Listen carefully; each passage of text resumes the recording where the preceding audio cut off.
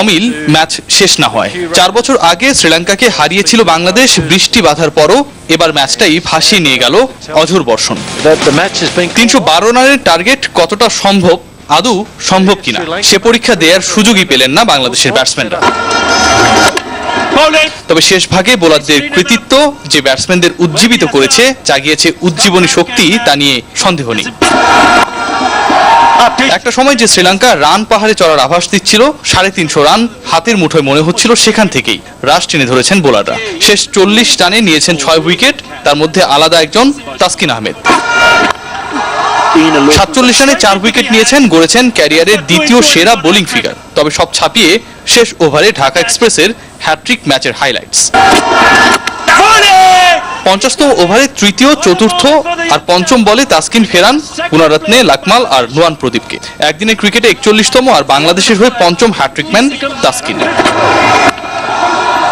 এর আগে যথারীতি টস হার বাংলাদেশের, এবার ব্যাটিং এর সিদ্ধান্ত স্বাগতিকদের। সে সিদ্ধান্তকে সফল করে তোলেন কুশল মেন্ডিস, উপুল থারাঙ্গা। একজন সেঞ্চুরি আর আরেকজন পেয়েছেন অর্ধশতকের দেখা। দ্বিতীয় উইকেটে দুজন যোগ করেন 111 রান। নো বলে রান আউটে ফেরার পথে 200তম ওয়ানডে খেলা, থারাঙ্গার ব্যাট থেকে আসে 65 রান। ওয়ানডেতে প্রথম সেঞ্চুরি তুলে নেন কুশল মেন্ডিস। 300 টপকে যায় শ্রীলঙ্কা। বৃষ্টির বাগড়ায় নিশ্চিত হলো বাংলাদেশের সিরিজ না হারা, কিন্তু এতে সন্তুষ্ট হতে চাইবে না মাশরাফির দল। তাদের চোখ কলম্বোর তৃতীয় ওয়ানডে জয়। শ্রীলঙ্কা নয়, বাংলাদেশ নয়, শেষ পর্যন্ত হলো জয় বৃষ্টির।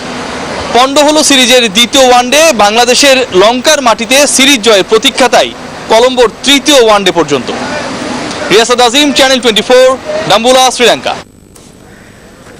ম্যাচ পণ্ড হলেও থেকে যাবে তাসকিন আহমেদের কীর্তি। পঞ্চম বাংলাদেশি হিসেবে ওয়ানডেতে হ্যাট্রিক করেছেন তাসকিন, তবে ওয়ানডেতে সংখ্যাটা 41। সবার আগে হ্যাট্রিক করেছেন শাহাদাত হোসেন 2006 সালে হারারেতে জিম্বাবুয়ের বিপক্ষে। এর 4 বছর পর একই কৃতিত্ব আব্দুর রাজ্জাকের, প্রতিপক্ষ জিম্বাবুয়ে। তৃতীয় বাংলাদেশি রুবেল হোসেন নিউজিল্যান্ডের বিপক্ষে 2013 সালে হ্যাট্রিক করেন এই পেসার। চতুর্থ বাংলাদেশি তাইজুল ইসলাম 2014তে ঢাকায় জিম্বাবুয়ের বিপক্ষে গড়েন এই কীর্তি। সেই তালিকায় এবার যোগ হয়েছেন তাসকিন। শ্রীলঙ্কার মাটিতেই 7 মাস পর হলো ওয়ানডের 41তম হ্যাট্রিকটি।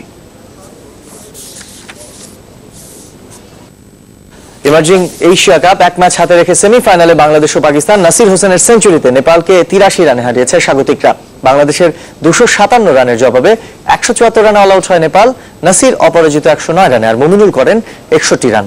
বল হাতে রাহাতুল ফেরদৌস ঘূর্ণি জাদু দেখান। এদিকে পাকিস্তান 248 রানের বড় ব্যবধানে হারিয়েছে হংকংকে। কক্সবাজার থেকে সুমন আহমেদের ক্যামেরায় আশফিক রুদ্রের রিপোর্ট। নক্ষত্রের মতো উজ্জ্বল নাসির হোসেন বিজয়ের হাসি নিয়ে বীর দর্পে মাঠ ছাড়ছেন। তা ফিনিশার যেন ফিরে এসেছেন পুরনো চেহারায়।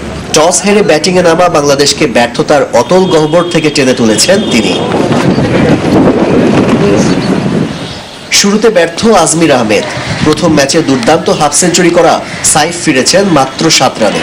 দলীয় 15 রানে নেই মোহাম্মদ মিথুনও। 4 রান করে নাজমুল হোসেন বিদায় নিলে চরম বিপর্যয়ে পড়ে স্বাগতিকরা। খাদের কিনার থেকে দলকে টেনে তোলেন অধিনায়ক মুমিনুল হক ও নাসির হোসেন। এ দুজনের 78 রানের জুটিতে ঘুরে দাঁড়ায় বাংলাদেশ। 61 রান করা মুমিনুল যখন সন্দীপ লামিছানের শিকার হন, তখন টাইগারদের স্কোর 5 উইকেটে 111। এরপর শুধুই নাসির শো। নবম উইকেটে আবুল হোসেনকে নিয়ে মাত্র 55 বলে গড়েন 76 রানের জুটি, যেখানে রাজুর অবদান 30 বলে 29, আর নাসির 115 বল খেলে 12-4 আর 2-6 অপরাজিত 109 রানে। যদিও নতুন জীবন পেয়েছিলেন 37 ও 90 রানে। 258 রানের টার্গেটে ব্যাট করতে নেমে শুরুতে আঘাত হানেন সাইফুদ্দিন। 16 রানে 3 উইকেট হারিয়ে ধুঁকতে থাকা নেপালকে লড়াই আনেন দিলীপ নাথ ও দীপেন্দ্র সিং আইরি। গড়েন 98 রানের জুটি। দুজনকেই ফেরান রাহাতুল ফেরদৌস। 4 উইকেট নিয়ে নেপালকে 45 বল আগেই গুটিয়ে দেন এই তরুণ স্পিনার। নাসির হোসেনের ম্যাজিক্যাল ব্যাটিং এর পর রাহাতুল ফেরদৌসের মিস্টিরিয়াস